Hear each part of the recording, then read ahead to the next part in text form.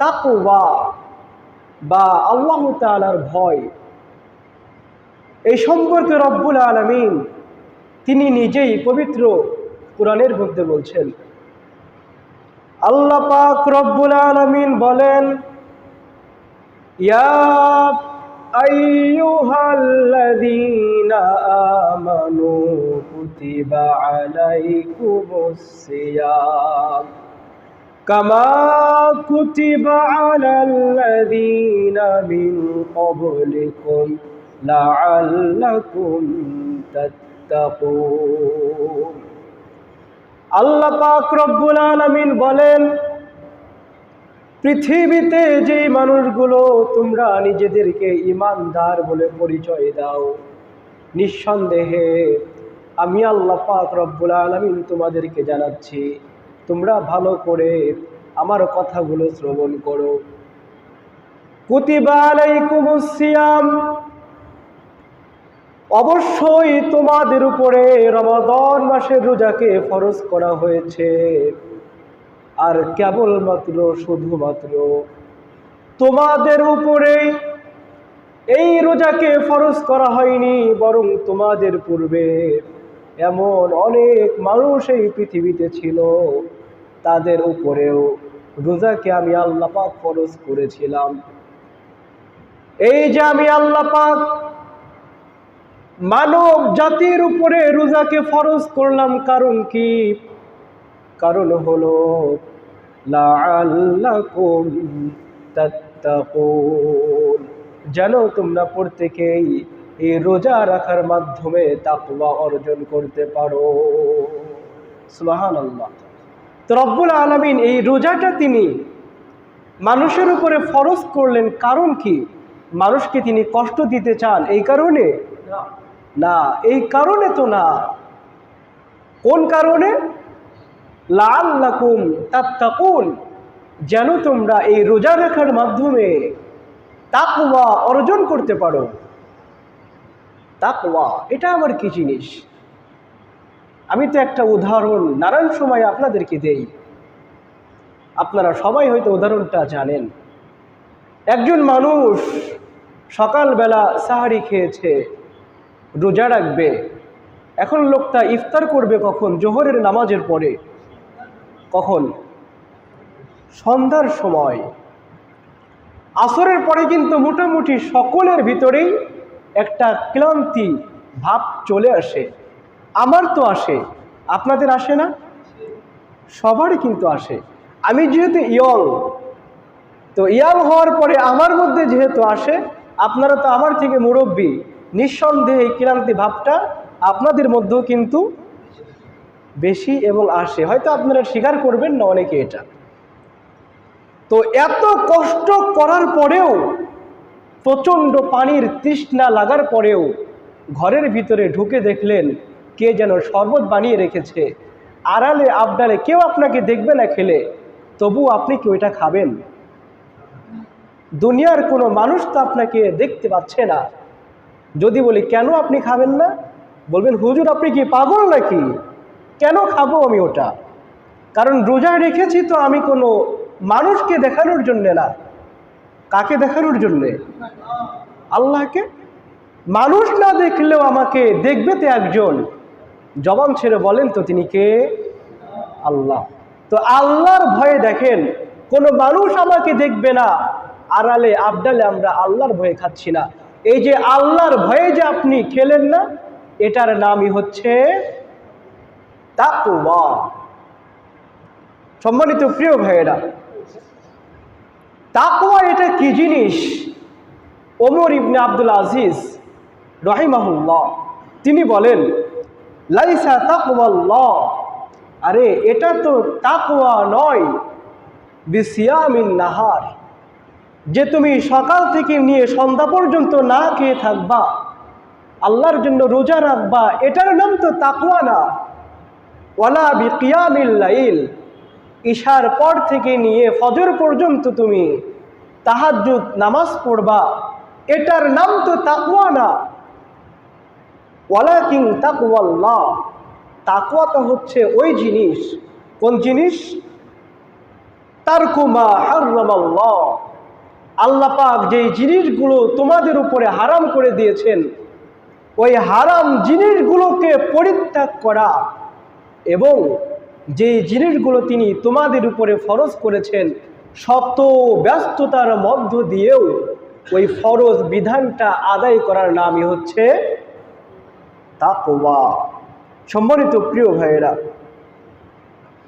দুঃখজনক ব্যাপার হচ্ছে আমরা রোজার ক্ষেত্রে তাকওয়া অর্জন করতে পারলেও অন্য অন্য ক্ষেত্রে আমরা কিন্তু তাকওয়া অর্জন করতে পারি নাই।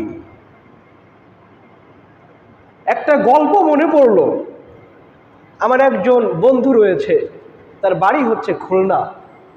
লোকটা হচ্ছে ইঞ্জিনিয়ার, আর যারা ইঞ্জিনিয়ার তারা তো বিভিন্ন দেশের মানুষের সাথে নানান সময় কিন্তু কাজকাম করা লাগে। তো একবার তার একজন জাপানি বন্ধু আমার এই বন্ধুকে প্রশ্ন করছে, আচ্ছা তোরা সকাল থেকে নিয়ে সন্ধ্যা পর্যন্ত এই যে না খেয়ে থাকিস এটার নাম কি? তো বাংলাদেশের বন্ধুটা বলছে যে আমরা সকাল থেকে নিয়ে সন্ধ্যা পর্যন্ত না খেয়ে থাকি, এটার নাম হচ্ছে রোজা। জাপানি বন্ধু বলছে, আচ্ছা এই যে তোরা সকাল থেকে সন্ধ্যা পর্যন্ত না খেয়ে রোজা রাখিস এর কারণটা কি? বাংলাদেশি বন্ধু বলছে যে আমরা সকাল থেকে সন্ধ্যা পর্যন্ত না খেয়ে রোজা রাখি একমাত্র আল্লাহ তাআলার জন্যে। এই রোজা নিয়ে এখন তার নানান রকমের কৌতূহল মনের ভিতরে উকি দিয়েছে। কি প্রশ্ন সে করছে দেখেন। জাপানি বন্ধু বলছে, আচ্ছা সকাল থেকে নিয়ে সন্ধ্যা পর্যন্ত না খেয়ে থাকিস আল্লাহ দেখবে, আচ্ছা যদি পুকুরে ডুব দিয়ে পানি খাস অথবা ঝর্ণার নিচে যখন গোসল করতে যাস তখন যদি গোপনে পানি খাস তাহলেও কি রোজা হবে? তাহলেও কি কোনো সমস্যা?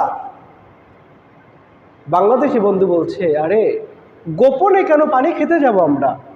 আমরা তো চাইলে প্রকাশ্যে বিরিয়ানি, পোলাও, কুরমা রান্না করে খেতে পারি, কোনো সমস্যা তো আমাদের হবে না। তখন জাপানি বন্ধু বলতে এক অদৃশ্য ক্ষুধা তোদেরকে দেখবে বলে এত সংগ্রাম তোদের, তোরা না খেয়ে থাকিস, তাহলে তো মনে হয় তোদের দেশে সমস্ত পুলিশ মনে হয় বেকার।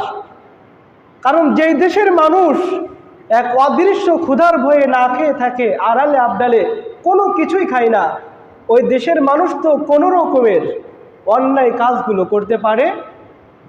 যেই দেশের মানুষ কোনো অন্যায় করে না ওই দেশে পুলিশের কোনো প্রয়োজন আছে? তো জাপানি বন্ধু বলছে যে তোদের দেশের পুলিশ তো মনে হয় বেকার, কোনো কাজকাম তাদের নেই। তোদের দেশের হাইকোর্ট, সুপ্রিম কোর্ট, জজ কোর্ট এগুলো তো মনে হয় বিলুপ্ত হওয়ার পথে। কারণ যে দেশে আসামিই নাই সে দেশে কি জজ কোর্টের কোনো প্রয়োজন আছে? প্রিয় ভাইয়েরা আমার, অথচ আপনি জজ কোর্টে একটু গিয়ে দেখে আসবেন, বাংলাদেশে কোথাও যদি মানুষ আপনি না পান, মানুষ কিন্তু কোর্টে আছে। আমার খুবই কাছের একজন আত্মীয়কে পুলিশ ধরে নিয়ে গিয়েছিল, মোটামুটি 3 মাসের কিছুটা অধিক সময় সে জেলখানায় ছিল। তো তার কারণে বারবার একাধিকবার আমি জজ কোর্টে গিয়েছি, দেখেছি মানুষের সেখানে অভাব নাই। তো জাপানি বন্ধু যখন এই কথা বলল যে তোদের দেশের জজ কোর্ট, হাইকোর্ট, সুপ্রিম কোর্ট এগুলো তো মনে হয় বিলুপ্ত হওয়ার কাছে, বাংলাদেশের বন্ধু তখন কি আর বলবে, সে নীরব হয়ে গেল। কথাটা বাস্তব। আমরা রোজার ক্ষেত্রে তাকওয়া অর্জন করতে পেরেছি, কিন্তু বলেন তো অন্য অন্য ক্ষেত্রে আমরা কি আসলেই তাকওয়া অর্জন করতে পেরেছি? যদি তাকওয়া অর্জন করতামই, যেই খেজুরগুলো মানুষ 100 টাকা করে পাইকারি বিক্রি করে সেই খেজুরের দাম রমজান মাসে মানুষ কিভাবে 2000 টাকা করে বিক্রি করে? যেই তরমুজগুলো মানুষ 50 টাকা পাইকারিভাবে কিনে আনে, রমজান মাসে তারা জানে মানুষ যেভাবেই হোক কিনবে, কিভাবে এই তরমুজগুলো সে 500 টাকা করে বিক্রি করে? তাকওয়া কি তার মধ্যে আছে? যদি জিজ্ঞেস করেন ভাই তরমুজটা কিনবো কত দাম, 500 টাকা, 200 টাকা দিব, দেয়া যাবে? বলবে কি বলো মিয়া, 200 টাকা, 400 টাকায় তো আমি কিনতেই পারি নাই। যদি 500 টাকা দিয়ে কিনো মাত্র 100 টাকা আমার লাভ হবে, অথচ লোকটা মাত্র 50 টাকা দিয়ে ক্রয় করেছিল পাইকারি হারে। সত্য বললো নাকি মিথ্যা বললো? মিথ্যা বলল। রোজার আগে যেমনি ভাবে মিথ্যা বলেছিল, রোজার মধ্যে তার কি কোনো পরিবর্তন হয়েছে? কোনো পরিবর্তন হয় নাই প্রিয় ভাইয়েরা।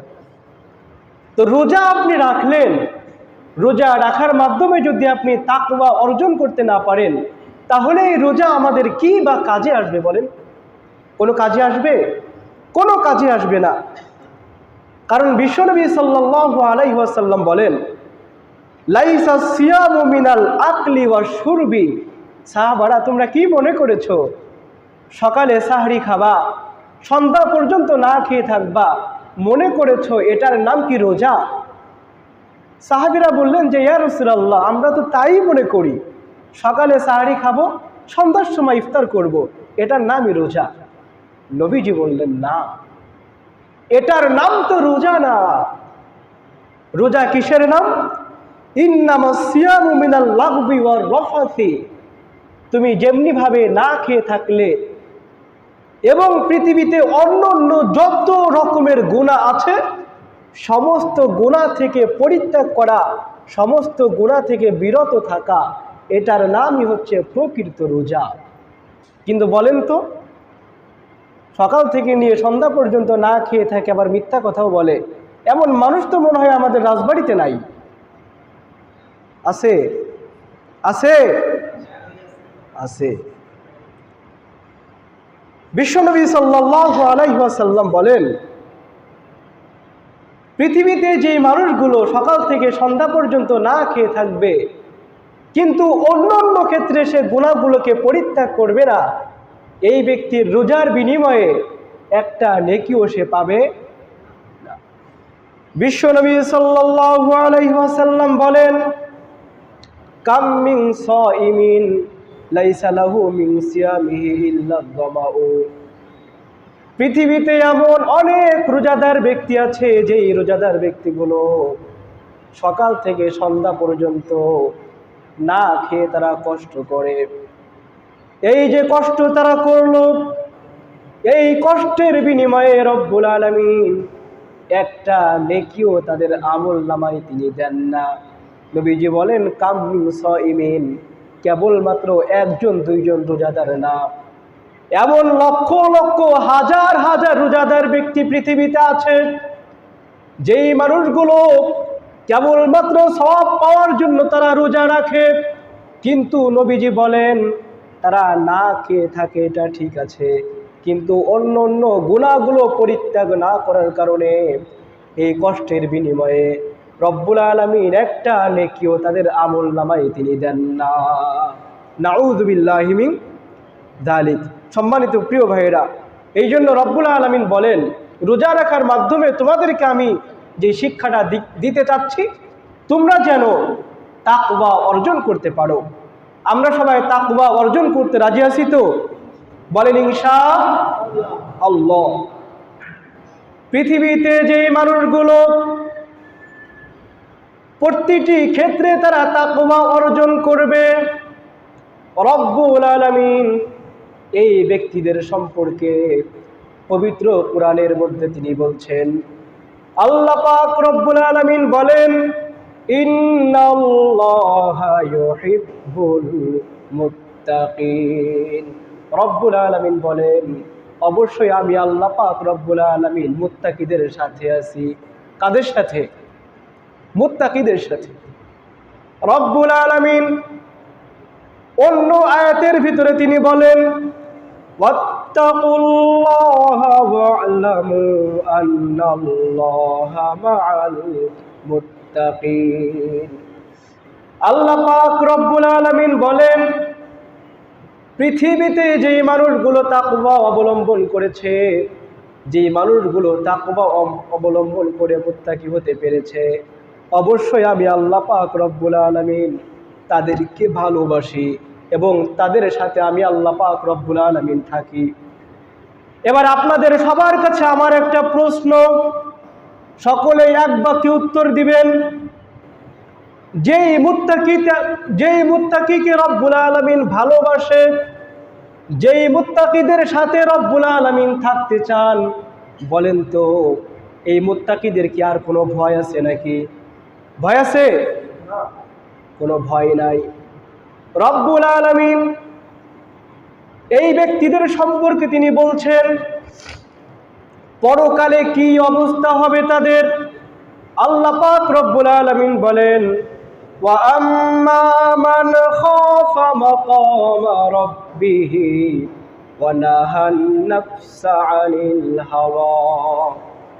আল্লাহ পাক রব্বুল আলামিন বলেন, পৃথিবীতে এমন অনেক মানুষ আছে যেই মানুষগুলো সকালবেলায় ফজরের নামাজের পরে জীবিকা নির্বাহের জন্যে, কাজকাম করার জন্য তারা জমিনে ছড়িয়ে ছিটিয়ে পড়ে।